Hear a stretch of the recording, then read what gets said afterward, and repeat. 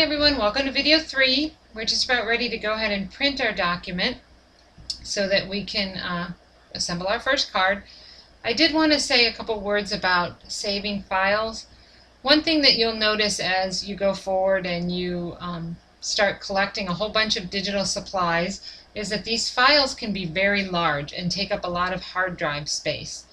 So there are a few things that you can do to try to minimize the amount of space that they take up. And one of them is to merge layers when you have papers clipped to templates.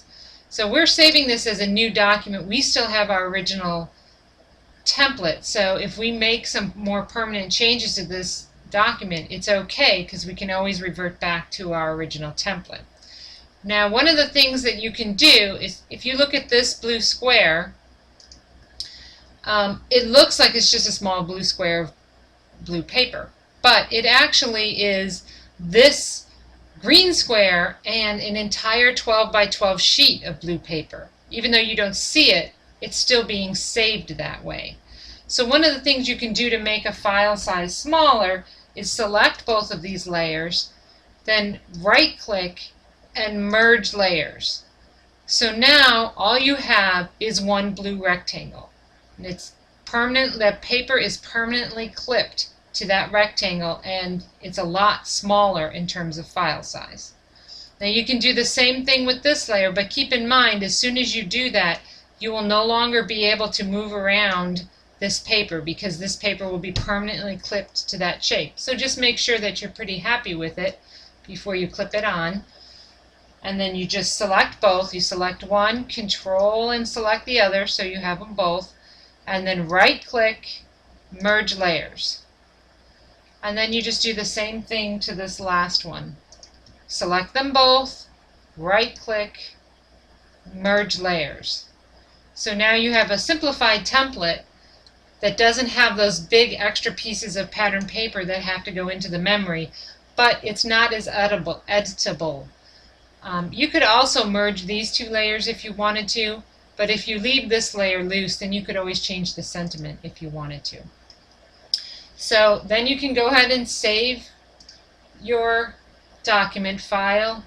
We've already renamed it, so we can just save. We've called it Card 1A, and it's in my Work in Progress folder. Yes, we can replace it. Okay, so now we're going to go ahead and print. And there's a few things to think about when you're printing. So we're going to go up here to File, Print. Now you may need to play around a little bit with printing until you're happy.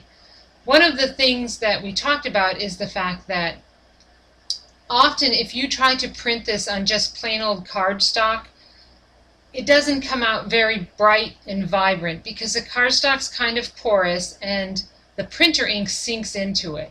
In my experience, one of the best papers to use is a brochure paper or a presentation paper that goes with your printer. So I have an HP printer and I buy matte HP brochure paper to do most of my printing on.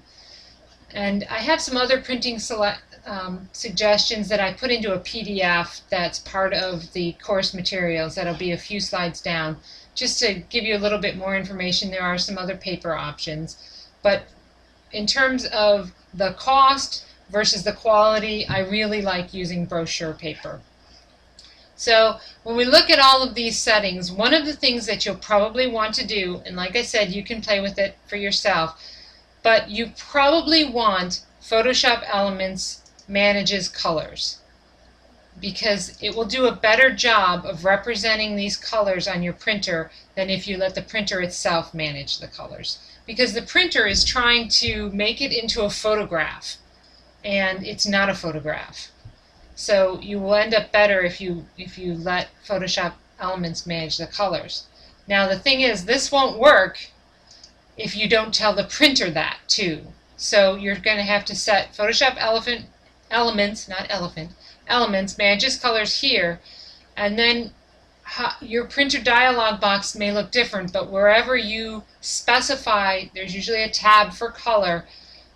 You don't want this automatic stuff. You want application managed colors. That's telling it no. Listen to Photoshop and let it tell you what color to do things in.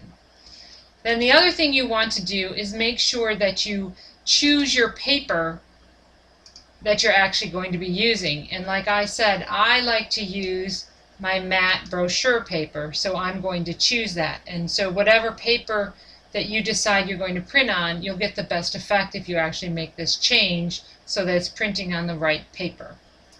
The other thing I want to talk about is borderless printing. It appears that you could save some money and fit more stuff on any given sheet of paper if you choose borderless, and that's fine, except in most printers, if you choose borderless printing, it will rescale your document slightly. So your A2 card base, your 5.5 by 4.25 card base, will end up a slightly different size, usually bigger, because you chose borderless. It kind of resets the scaling. So I never use borderless unless I'm printing a solid sheet of something, because it drives me nuts to have to trim those little bits off. So that's one thing to think about, whether or not you want to have borderless. Make sure your orientation is the right way, and you can tell that by just looking at the picture here. I have been known, though, to print it the wrong way, so I'm just saying, check that. And you can also change it here. So once that's all set up, you can click OK, and then go ahead and print your document. Now, what I do when I'm printing these documents is I feed one piece of paper at a time. It's just easier for me. I don't have as much issues with the paper being fed into the printer, particularly if I'm using something that's a little thick. I just put one piece in the feeder tray and print one piece, and then if I'm doing multiples, I'll just put in another piece. Depending on the printer you have, you may have no problem, but that's one of the things that I do to help make sure that my printer feed is correct. So once you print this, I've already printed it, so I'm not going to print it again. What you're going to do is go ahead and cut it out. I like to use a straight edge and a ruler, but you can also just use a paper cutter and set it to cut out the edges, and then assemble it just like our example, and then glue it. You would adhere this card front onto your folded card base, and you have your very first hybrid greeting card made.